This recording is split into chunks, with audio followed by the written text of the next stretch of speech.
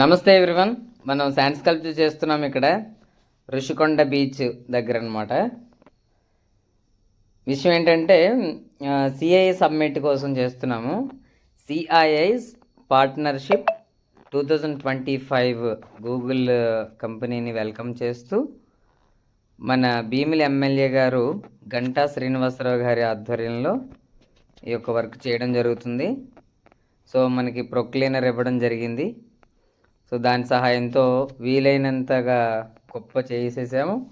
తర్వాత కూలీలను బట్టి మనకి ఎక్కడెక్కడ కావాలి ఇంకా అనేది మనం చక్కగా పోగు చేసుకోవాలి. చూడండి, ఇక్కడ పోగు చేస్తున్నాము. 2 రకాలుగా కుప్పలు పెట్టామన్నమాట. ఒకటి నేమ్ పైగా హైలైట్గా పైన ఎత్తుగా ఉండడం కోసం, రెండవది పోర్ట్రేట్స్ రావడం కోసం అన్నమాట. సో ఇక్కడ చూడండి, 2వ కుప్ప వేస్తున్నారు. ఇక్కడ వీలైనంత ఎత్తు చేసుకోవాలి, ఎందుకంటే మనకి లాంగ్కి కనిపించాలి, విజువలైజేషన్ బాగుండాలి. చూడండి, ఇక్కడ 2వ కుప్పని ఇక్కడ పోర్ట్రేట్స్ చేయడం కోసం చదును చేసి పర్ఫెక్ట్గా స్కెచ్ మనం అనుకున్నట్టుగా శాండ్ ఉందా లేదా అనేది చూసుకోవాలి.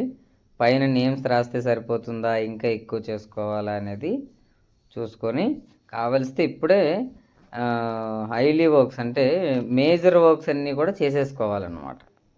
చూడండి, పైన నేమ్స్ కోసం ఒక్కసారి అదంతా చదువు చేస్తున్నాను. చూడండి, అక్కడ మనకి సిఐఐ సబ్మిట్ పార్ట్నర్షిప్ లోగో వస్తుంది. ఒకసారి హార్డ్ చేసుకోవాలి. తర్వాత మళ్ళీ మనం చేసిన తర్వాత అది కిందకి జారడం అలాంటివి ఉంటాయి అన్నమాట. సో కాబట్టి మనం అప్పుడే కొంచెం హార్డ్గా దాన్ని ఇసుకనంతా కూడా గట్టి చేసుకొని క్లీన్ చేసుకోవాలి. సో వాటర్ వేసినప్పుడు మనకి ఏమవుతుందంటే కొంచెం ఇసుక అణగారుతుంది అనమాట. అంటే కొంచెం గట్టిగా కిందకి అవుతుంది, మనం వర్క్ చేయడానికి కూడా వీలవుతుంది అనమాట. చూడండి, అక్కడ నీళ్లు వేస్తున్నారు. సో మనం అది సరి చేసుకుంటున్నాం అనమాట. సో అక్కడ కొంచెం తగ్గింది. సో కుడి భాగంలో డౌన్ ఉందన్నమాట. అందువలన కొంచెం అక్కడ ఇసుక వేయమని చెప్పాను, చేస్తున్నారు. ఓకే, దాన్ని వేసిన మట్టిని ఆ ఇసుకని మనం ఎప్పటికప్పుడు సరి చేసుకుంటూ ఉండాలన్నమాట. ఇక్కడ చూడండి, కిందది కూడా కొంచెం స్ట్రాంగ్ చేసుకోవాలి.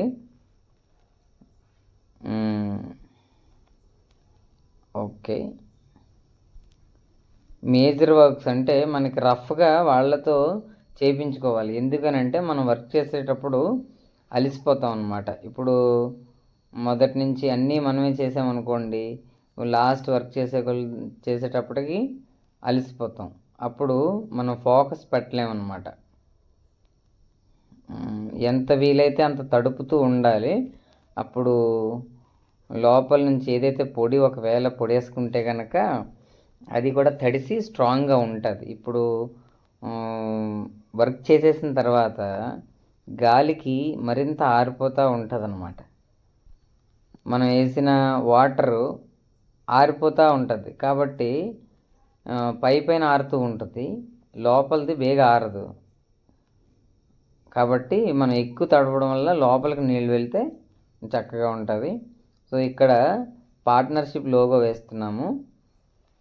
అందులో మనకి స్కెచ్ మీకు చూపిస్తాను. అక్కడ యారోస్ ఉంటాయన్నమాట. 4 దిక్కుల నుంచి ఒక దగ్గరికి వస్తున్నట్టుగా లోగో చాలా చక్కగా ఉంటుంది. ఆ లోగో మీకు ఇప్పుడు చేసి చూపిస్తున్నాను. చూడండి, మనం ముందుగా స్కెచ్ వేసుకోవాలి. సో చూడండి, ఇప్పుడు ఇవేంటి అని అంటే యారోస్ అన్నమాట. ఈ యారోస్ని 4 యారోస్ అన్నమాట. అవి పైన ఒకటి, కింద 2 పక్కలు. యారోకి అటు ఇటు ఉండేటువంటి మార్కింగ్స్ అన్నమాట అవి. సో అలా రఫ్గా మనం చేసుకోవాలి. మనం ఏ వర్క్ చేసినప్పటికీ కూడా జామెట్రికల్ షేప్స్లోకి మనం ట్రాన్స్ఫర్ చేస్తే మనకు వర్క్ ఈజీ అయిపోతుంది అన్నమాట. చూడండి.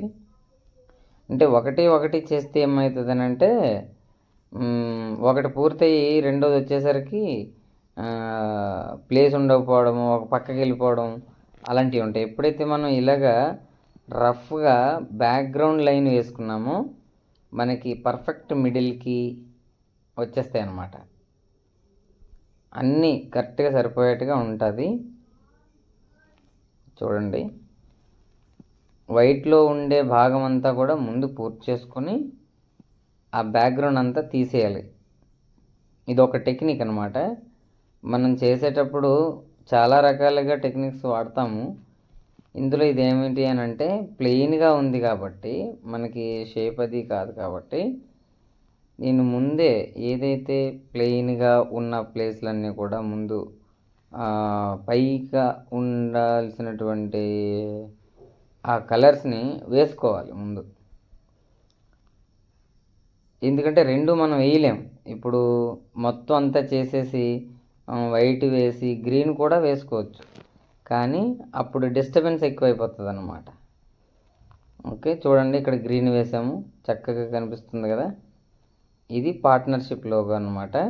సో వైజాగ్ పైన అనేది లైట్గా రాశాను, అక్కడ ఇంకా మనకి సరిపోలేదు ఇసుక, కాబట్టి మరొకసారి కొంచెం వేసుకొని దాన్ని సరి చేసుకోవాలి. అప్పుడు మనం వైజాగ్ అని రాయాలి. వైజాగ్ వెల్కమ్ అని రాయబోతున్నాం ఇక్కడ. లాంగ్ వ్యూ చాలా బాగుంది, చూడండి. పూర్తిగా అన్నీ చక్కగా పూర్తి చేసిన తర్వాత మాత్రమే ఇంకొక దానికి వెళ్ళాలి. ఒకటి ఒకటి పూర్తి చేసుకుంటూ రావాలి, పైనుంచి చేసుకుంటూ రావాలన్నమాట. ఇప్పుడు లోగో అయితే పూర్తి చేసాము, దాని చుట్టూ ఉన్న ఇసుకని కూడా శుభ్రం చేసుకోవాలి. అప్పుడు చూడడానికి చక్కగా కనిపిస్తుంది, మళ్ళీ ఆ ప్రాంతానికి వెళ్ళే అవకాశం ఉంటుంది. కాబట్టి క్లీనింగ్ కూడా అప్పుడే చేసేసుకోవాలి. చూడండి, మనకి ఇక్కడ వైజాగ్ జీకి ప్లేస్ సరిపోలేదు, కాబట్టి ఒకవేళ సరిపోకపోతే అక్కడికక్కడ మనం కుప్ప వేసేయడం కుదరదు. సో కింద నుంచి కుప్ప ఏటవాలుగా ఉందా లేదో చూసుకోవాలి. లేదంటే మనం చేసిన తర్వాత ఆరిన తర్వాత అది ఒక్కటే పార్ట్ జారిపోతుంది అన్నమాట. ఒకసారి రఫ్గా రాసుకొని VIZAG వైజాగ్, ఓకే, అది చూసుకొని ఇప్పుడు ఏదైతే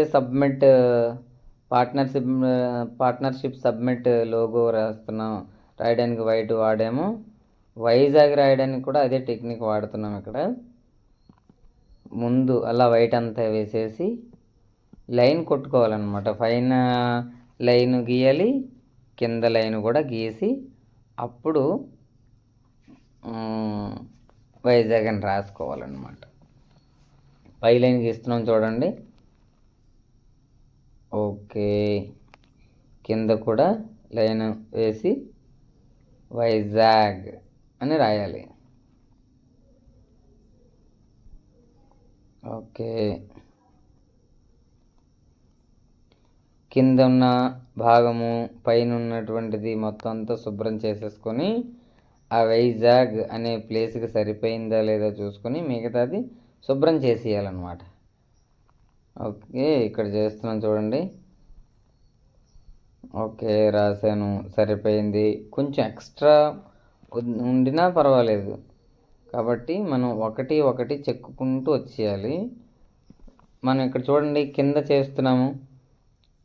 కింద ఎందుకు క్లీన్ చేయాలి అని అంటే మనకి పైన చేస్తూ ఆ శాండ్ని కిందకి లాగుతూ ఉంటే ఈ కింద ప్లేస్లు డిస్టర్బెన్స్ అయిపోతాయి, అంటే కప్పడిపోతాయి అన్నమాట. మనం వేసిన లైను సరిగా కనబడదు, కాబట్టి కింద కొంచెం రఫ్గా తీసుకొని చేసుకోవాలి. కొంచెం కొంచెం పడినప్పటికీ కూడా అది లైన్ డిస్టర్బెన్స్ ఉండదు, కాబట్టి మనం అలా చేసుకోవాలి. ఒక పదం కంప్లీట్ చేసుకుంటూ రావాలన్నమాట. వర్డ్ ఒక అక్షరం అక్కడ వైజాగ్ అని రాయడం అయిపోయింది. ఓకే, తర్వాత వెల్కమ్ రాస్తున్నాము. అది కూడా సేమ్ టెక్నిక్లోనే పూర్తి చేయడం జరిగింది. చూడండి, తర్వాత ఇక్కడ మనకి గూగుల్ రాయాలి. ఓకే, గూగుల్కి సరిపడేట్టు ముందు చేసుకోవాలి. అది కూడా కొంచెం గట్టిగా ఉండేట్టుగా చూసుకొని క్లీన్ చేయాలి. ఓకే, చేసిన తర్వాత ఒక్కసారి రఫ్గా రాసి చూసుకోవాలి సరిపోతుందా లేదా. ఒకసారి లాంగ్కు కూడా వెళ్ళి చూడాలి, మిడిల్గా ఉందా లేదంటే సైడ్కి అయిపోయిందా, రైట్ సైడ్ కానీ లెఫ్ట్ సైడ్ కానీ ఎక్కువ అయిపోవడం అలాంటిది ఉంటుంది. అప్పుడు ఏమవుద్దంటే సరిగా మనకు సెట్ అవ్వదు.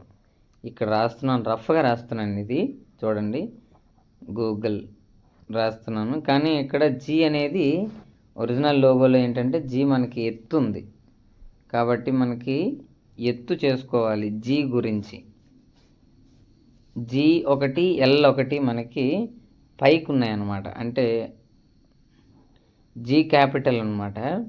సో కాబట్టి మనకి జీ అనేది పెద్దగా ఉంటుంది. దానికోసం మళ్ళీ కొంచెం కుప్ప వేయించుకున్నాను. ఓకే,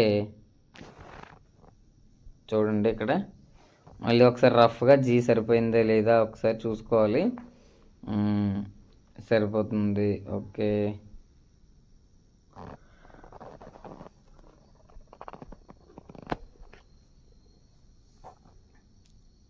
గూగుల్ ఎల్కి కూడా అక్కడ మనకి పైకి వస్తుంది కాబట్టి మనం ఎల్కి కూడా కొంచెం కుప్ప వేయించుకోవాలి. మనం ఇది జీ చెక్కి పూర్తిగా జీఓఓ జీ వచ్చేసరికి ఎల్ వచ్చేసరికి ఆయన చేస్తే సరిపోతుంది. అది చెప్పాను ఆయనకి. సో మెల్లగా ఆయన చేస్తారు. ఇక్కడ మనం ఏం చేస్తున్నాం అంటే ఏ పదానికి ఆ పదం పూర్తి చేస్తూ కలరింగ్ కూడా కంప్లీట్ చేస్తూ శుభ్రంగా చేసేస్తున్నాం అనమాట. అక్కడ పూర్తి అయిపోవాలి. ఓకే, అది అయిపోయింది. జీ అయిపోయింది. ఇప్పుడు ఓ అనమాట. చూడండి, కొంచెం లాంగ్కి వెళ్ళడం వలన ఇక్కడ కలర్స్ అడ్డుగా కనిపిస్తున్నాయి. కలర్స్ వలన మనకి పూర్తిగా కనబడట్లేదు. ఓకే, చూడండి, మనం ఇప్పుడు చేస్తున్నది ఓ అనమాట. అర్థమైందా? ఓకే, ఫైన్, అయిపోయింది. దాని తర్వాత చెక్కడం స్టార్ట్ చేసాము. ఓ చూడండి, మొత్తం అయిన తర్వాత ఇలా వస్తుందన్నమాట.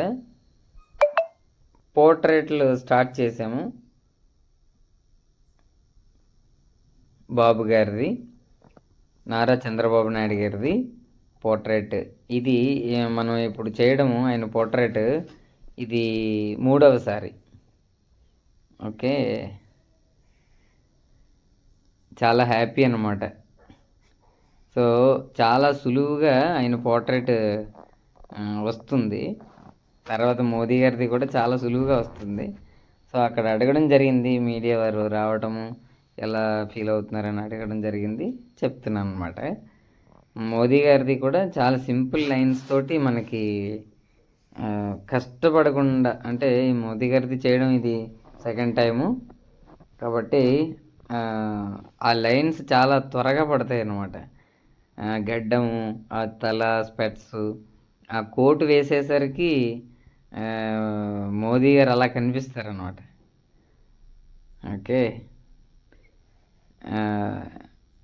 సార్ పోర్ట్రేట్ వేసేటప్పుడు మాత్రం పిఎం గారిది చాలా ధీమా ఉంటుంది అనమాట.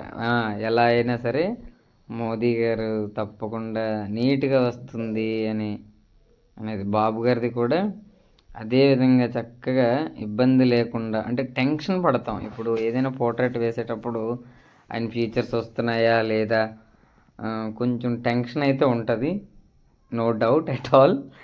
కానీ బాబు గారిది పిఎం గారిది చేసేది మాత్రం అస్సలు టెన్షనే ఉండదు. కాకపోతే అక్కడ మనకి లైటింగ్ ఒక పక్క నుంచి మాత్రమే ఉండడం వలన రాత్రి బాగా చక్కగా కనిపించింది, పర్ఫెక్ట్ అనమాట.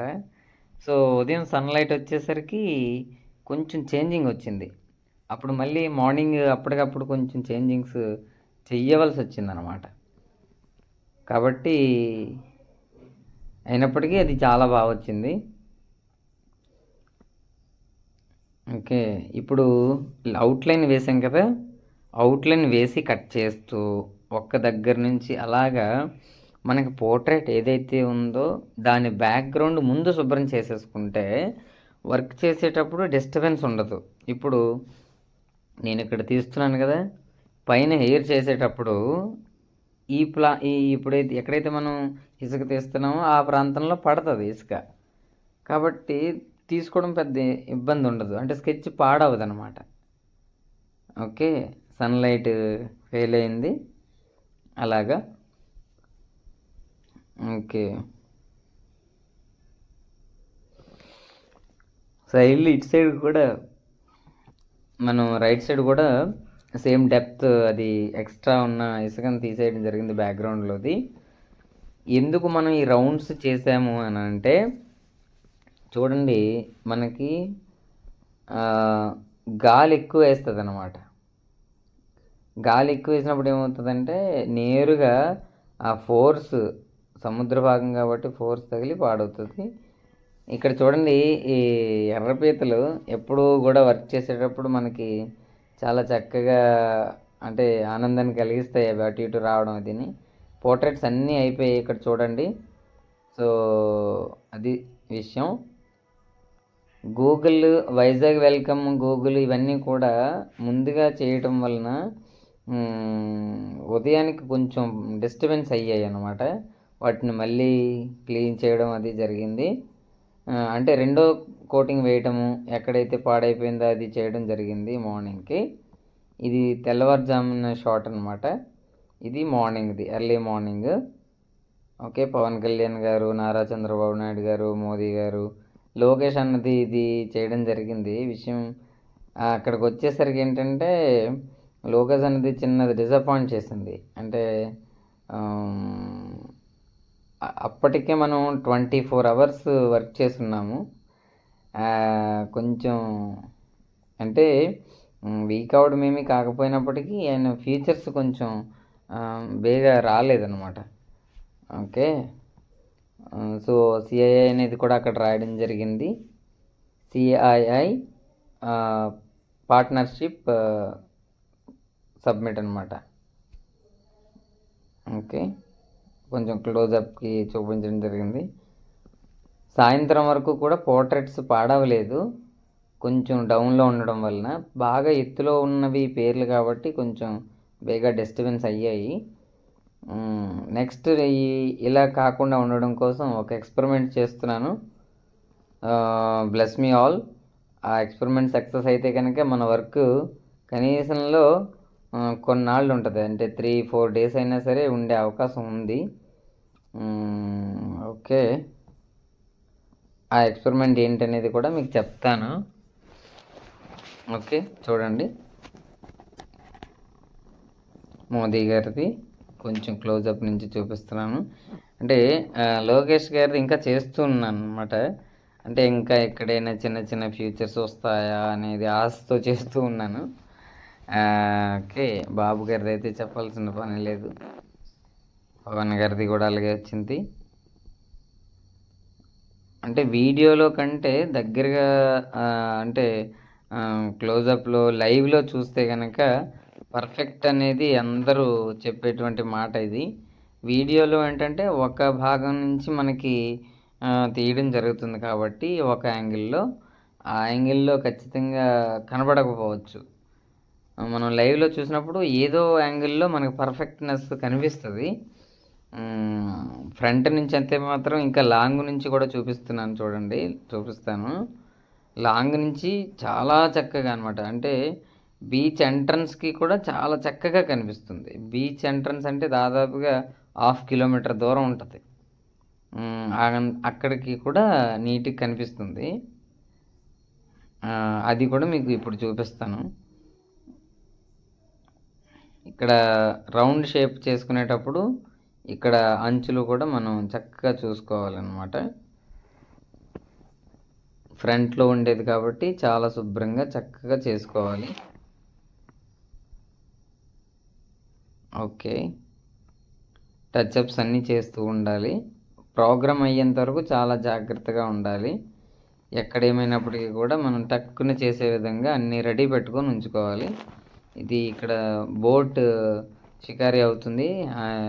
నాకది వాళ్ళు తీసుకెళ్ళడం జరిగింది. చాలా ఎంజాయ్ చేశాను. సో ఇది చూడండి లాంగ్ నుంచి ఎంత పర్ఫెక్ట్‌గా కనిపిస్తున్నాయో. బీచ్ ఎంట్రన్స్ నుంచి కూడా అంటే ఇది ఎంట్రన్స్ అనమాట. ఇక్కడ దాదాపుగా 1/2 కిలోమీటర్ ఉంటుంది. సో ఆ ప్లేస్ దగ్గర నుంచి అంటే ఇక్కడి నుంచి కూడా ఆ ప్లేస్ మనకి కనిపిస్తదనమాట. చూడండి కొంచెం జూమ్ చేసి చూపిస్తాను చూడండి. అదిగో చూసారా? లాంగ్ నుంచి అదిగో అక్కడుంది మన వర్క్. ఓకే. ఇటువంటి వర్క్ ఇచ్చినటువంటి గంటా శ్రీనివాసరావు గారికి నేను కృతజ్ఞతలు తెలుపుకుంటున్నాను. Thank you sir. అయితే వర్క్ ప్రారంభం చేసిన దగ్గర నుంచి సార్‌కి అప్డేట్ చేస్తూనే ఉన్నారు. ప్రతి విషయంలోని కూడా అప్డేట్ చేశారు. మధ్యలో ఒకసారి రావడము, నరసింహ చక్కగా చెయ్యి, టేక్ యూర్ ఓన్ టైమ్, ఎంతవరకు అవుతుంది అప్పుడే మనం మీట్ పెడదాము అని చెప్పడం కూడా జరిగింది. చాలా పాజిటివ్‌గా సార్ రెస్పాన్స్ అవ్వడము, ఫైనల్‌గా వర్క్ కంప్లీట్ అయిపోయిన తర్వాత హ్యాపీగా భుజం తట్టి నవ్వుతూ చక్కగా సార్ మాత్రం బ్లెస్ చేశారు. Thank you sir. Thanks a lot sir.